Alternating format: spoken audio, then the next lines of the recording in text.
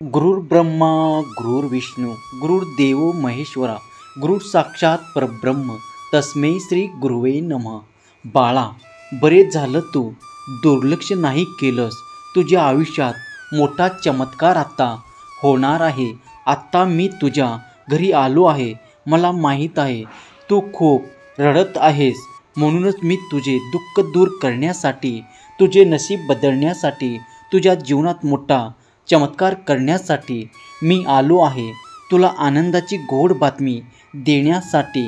होय बाळा, आज मी तुझ्यासाठीच आलोय. जे तुझ्या नशिबात आहे ते कोणीही हिसकावून घेऊ शकत नाही. तुझा नशीब बदलेल, तू यशस्वी होशील. तुझ्या दुःखातला आयुष्य आता राहणार नाही.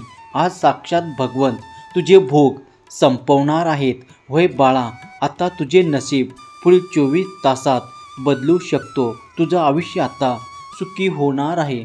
तुझ्या घरातील वाईट शक्तीचा नाश आता होणार आहे. दुर्लक्ष केलं तर तू पस्तावशील. त्यामुळे तू या संदेशाकडे दुर्लक्ष करू नकोस.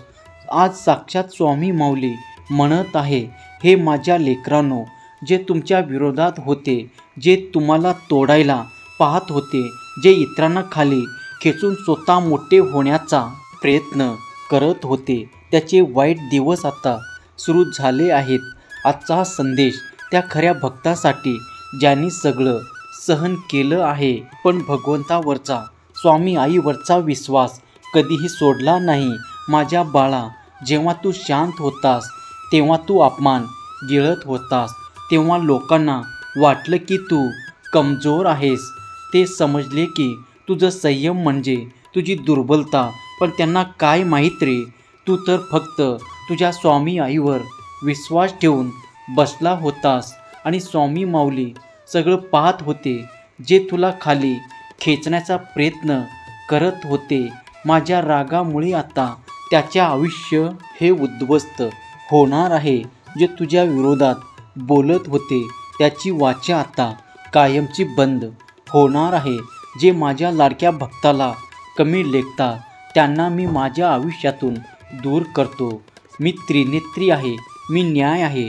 आत्ता मला अन्याय करणारे लोक खूपच नकोसे वाटायला लागले आहेत. माझ्या बाळा, जर तू खरंच विश्वास ठेवतोस की स्वामी आई आपल्या भक्तासोबत कायम उभे असते, तर या व्हिडिओला लाईक करून कमेंटमध्ये श्री स्वामी समर्थ असा जयघोष कर आणि या भक्तिमय चॅनलला सबस्क्राईब करून हा संदेश तू शेवटपर्यंत ऐक बाळा. हा संदेश तू आपल्या प्रियजनांना शेअर करायला देखील विसरू नको, कारण ही वाणी त्या प्रत्येक तुटलेल्या मनापर्यंत पोहोचली पाहिजे. जी व्यक्ती पडली आहे, हे माझ्या लेकरांना, जे लोक तुमच्या अश्रूवर हसत होते, आज तेच लोक भीतीच्या सावलीत वावरत आहेत. खूप सहन केलं, पण आत्ता नाही. जे जे अन्याय झाले तुझ्यावर, त्याचा हिशोब आत्ता होणार आहे. स्वामी माऊली स्वतः उतरले आहे तुझ्या रक्षणासाठी. ज्यांनी तुझ्या वाटेवर काटे टाकले त्याच्या आयुष्यात मी आता अंगार टाकणार आहे. होय माझ्या लेकरा, ज्या दिवशी तू एकटा बसून रडलास, त्या दिवशी माझे डोळे उघडले गेले. तुझ्या प्रत्येक संस्काराने माझ्यातील देव जागं केलं. तुझ्या अश्रू माझ्यासाठी मंत्र आहेत. तुझं दुःखच माझं बळ आहे. तू माझा आहेस. आता जो कोणी तुझ्या विरुद्ध जाईल तो माझ्या दृष्टीत अपराधी ठरेल. जर तुलाही कधी कोणाच्या अपेक्षेचा शिकार व्हावा लागला असेल तर कमेंट कर. आता माझा संस्कार ऐकलं गेलं आहे. आता तुझ्या प्रत्येक अश्रूंनी भरलेल्या मनापर्यंत हा संदेश तू पोचव आणि त्यांना शेअर कर, कारण पुढच्या वेळी स्वामी माऊली सांगतील कोणाला माफ करायचं, कोणाला दूर करायचं. तुझी प्रतीक्षा व्यर्थ जाणार नाही बाळा. हे फक्त नीतीचा आशीर्वाद नाही, तर हे तुझ्या चांगल्या कर्माचं फळ आहे. माझ्या लेकरा, तुझी वाट पाहणं आता संपले आहे.